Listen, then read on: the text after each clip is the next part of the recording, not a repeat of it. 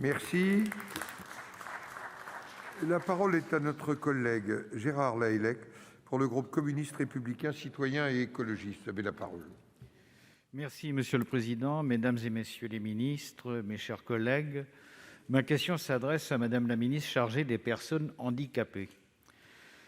Jeudi dernier, vous vous êtes déshonoré en ayant recours à la réserve de vote puis au vote bloqué pour tordre le bras des députés de votre majorité. Cette manœuvre procédurale est d'autant plus scandaleuse que nous étions sur une journée réservée à l'initiative parlementaire et que la proposition de loi émane du droit de pétition exercé par nos concitoyens. Mais sur le fond, vous avez surtout refusé de reconnaître l'autonomie des personnes en situation de handicap.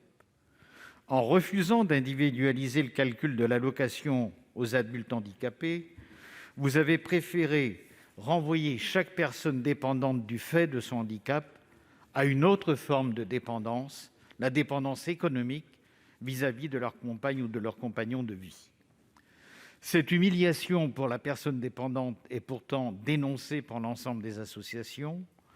Au nom de la responsabilité budgétaire, le gouvernement s'enferme dans une posture bien éloignée des valeurs de progrès et d'humanité. Ma question est donc la suivante, Madame la ministre. Allez-vous inscrire à l'ordre du jour de la section extraordinaire la proposition de loi qui reconnaît l'autonomie des personnes handicapées, ou préférez-vous botter en touche en prétextant l'examen du budget pour voter un abattement fiscal sans rapport avec l'individualisation de l'allocation adulte handicapé?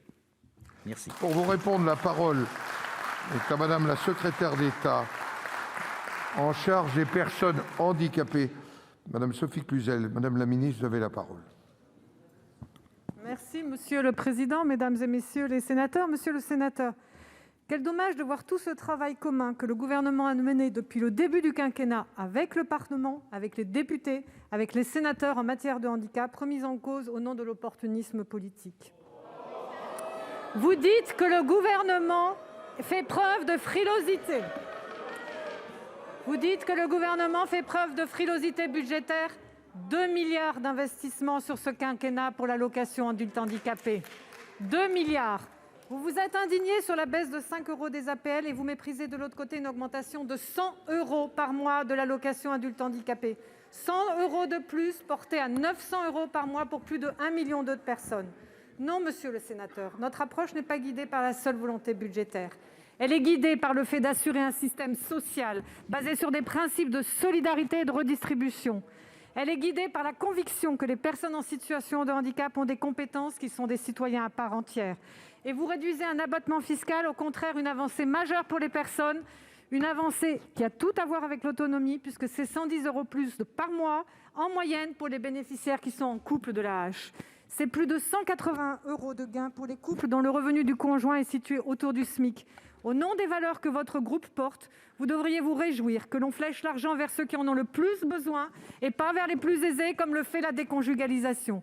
Quand notre mesure ne fait aucun perdant, la vôtre prend l'âge des personnes qui travaillent. Nous portons une mesure de simplification, une mesure de justice sociale. Je souhaite bien évidemment que le texte qui a été voté à l'Assemblée puisse aboutir. Et c'est parce que je crois à cette mesure redistributive au cœur de notre ADN politique que oui, monsieur le sénateur, j'inscrirai cette avancée majeure dans le budget de l'État pour 2022, quoi qu'il arrive. Je l'inscrirai car le Gouvernement est fier de la politique d'émancipation que nous portons depuis 2017 et parce que nous apporterons un soutien constant au pouvoir d'achat des personnes que je respecte profondément.